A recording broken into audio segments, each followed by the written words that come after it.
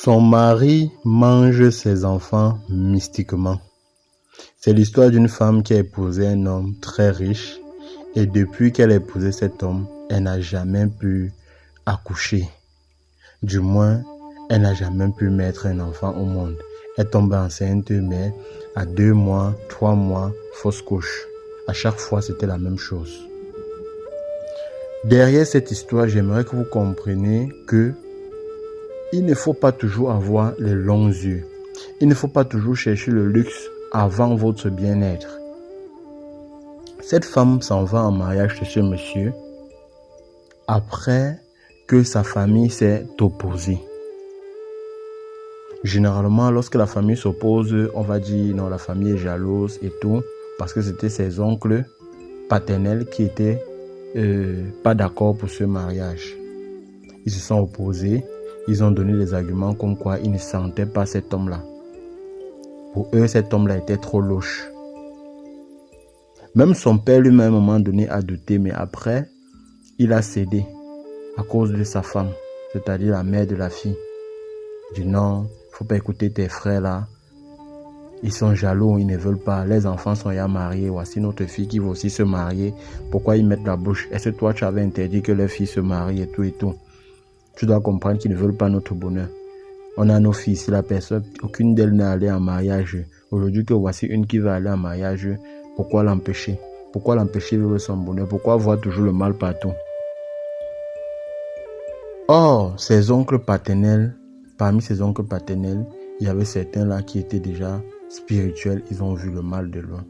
Quand on vous demande que lorsque vous voulez vous marier, prenez la peine d'aller faire des consultations, d'aller regarder de façon spirituelle si la personne avec qui vous voulez vous mettre est une bonne personne pour vous. Parce que quand on parle de mariage, c'est pour la vie. C'est pour la vie. Ça veut dire que la personne a autorité sur vous, que ce soit femme, que ce soit homme. On dit généralement que c'est l'homme qui a l'autorité, mais la femme dans le mariage peut avoir autorité sur son mari. Parce que vous êtes sur le même toit, vous faites vos rapports sexuels quand vous voulez et comme vous voulez. Et pendant ces rapports sexuels, comme je vous dis toujours, il y a beaucoup d'énergie qui se partage. L'acte sexuel est un exercice spirituel. Pour d'autres, c'est juste un exercice simple comme ça là. C'est juste l'amour simple comme ça là. Mais ceux qui sont spirituels savent que pendant l'acte sexuel, on peut faire ses prières, on peut faire des blocages, on peut absorber l'autre, on peut faire beaucoup de choses pendant l'acte sexuel. Donc cette femme, depuis qu'elle s'est mariée, elle n'arrive pas à faire d'enfant. Quand elle conçoit, l'enfant sort. Quand elle conçoit, l'enfant sort. Au départ, elle ne parvenait même pas. Alors le monsieur, pour camoufler, pour qu'on ne le soupçonne pas, il l'amène partout dans les grands hôpitaux pour faire les examens. Il se plaint, il fait tout ce qu'il faut, il est menacé, il fait comme s'il était menacé. Pourtant, c'est lui qui est en train d'empêcher cette femme de pouvoir accoucher. Parce que dans sa secte, on lui a interdit d'avoir un enfant. Ok, il peut épouser une femme, mais il ne peut pas avoir un enfant. Donc même si par malheur elle conçoit, il va faire tout pour que cet enfant-là sorte. Vous comprenez? Il va faire tout pour que cet enfant-là sorte. Cette histoire va concerner beaucoup de personnes parce que j'ai déjà eu tellement de cas comme ça là. Ok, il y a tellement de femmes qui m'ont appelé. Voilà, depuis que je suis marié, je ne parviens pas à faire d'enfant et tout et tout. Dieu merci pour cette fille. C'est qu'elle avait déjà fait, avant d'aller en mariage, elle avait déjà fait d'autres enfants. Elle avait déjà 2 enfants avant de rencontrer ce monsieur qui a décidé d'épouser. Et depuis lors, elle ne fait pas d'enfants.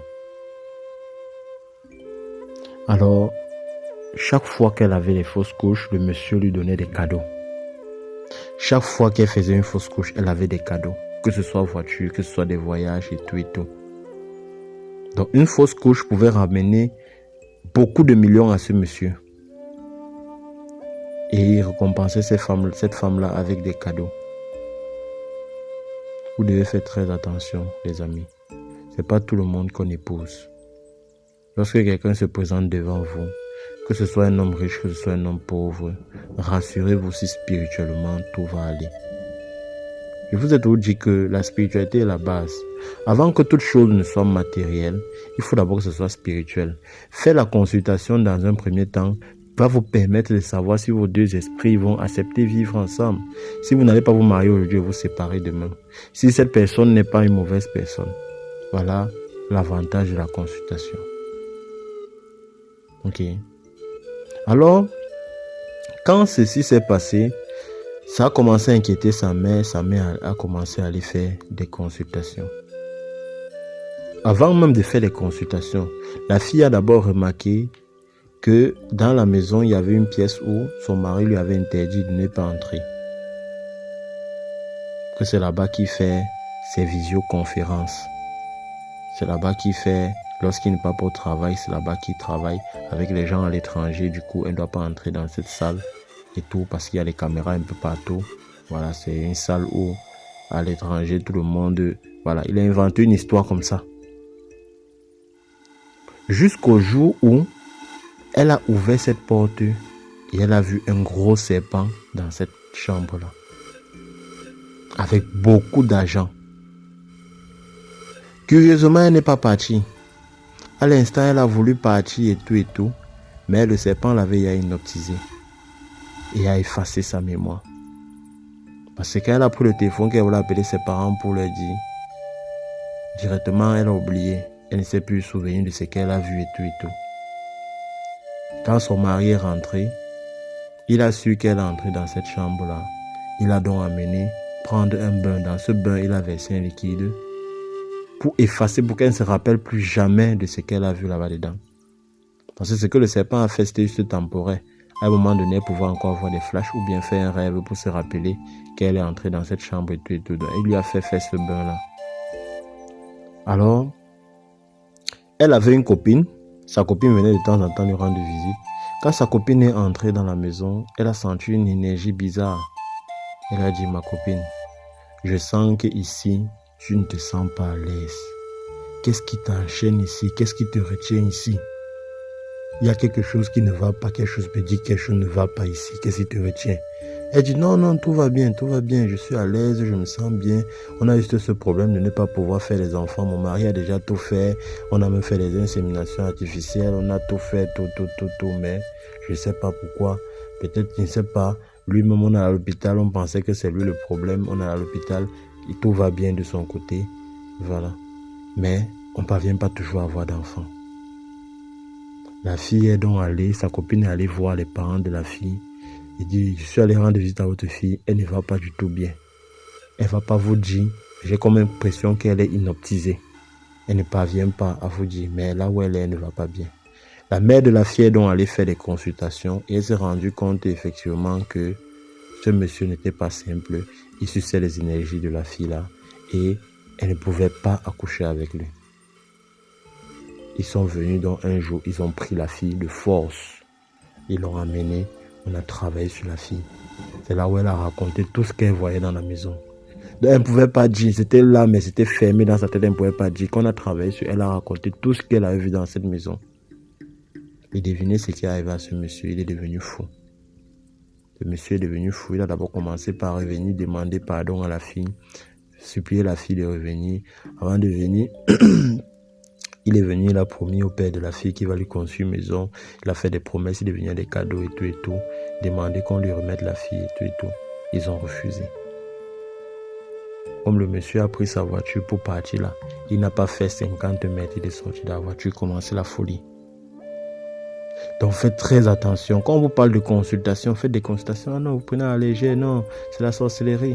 Consultation là, non, Dieu est devant, Dieu va tout faire. Si Dieu a dit que c'est mon mari, si Dieu a dit que j'étais heureux, ça va aller. Si Dieu a dit que je vais accoucher, je vais accoucher. S'il a dit que je ne dois pas accoucher, je ne dois pas accoucher. Ça sont des paroles des paresseux. Je vous ai toujours dit, Dieu ne peut pas tout faire à votre place. Dieu ne peut pas tout faire.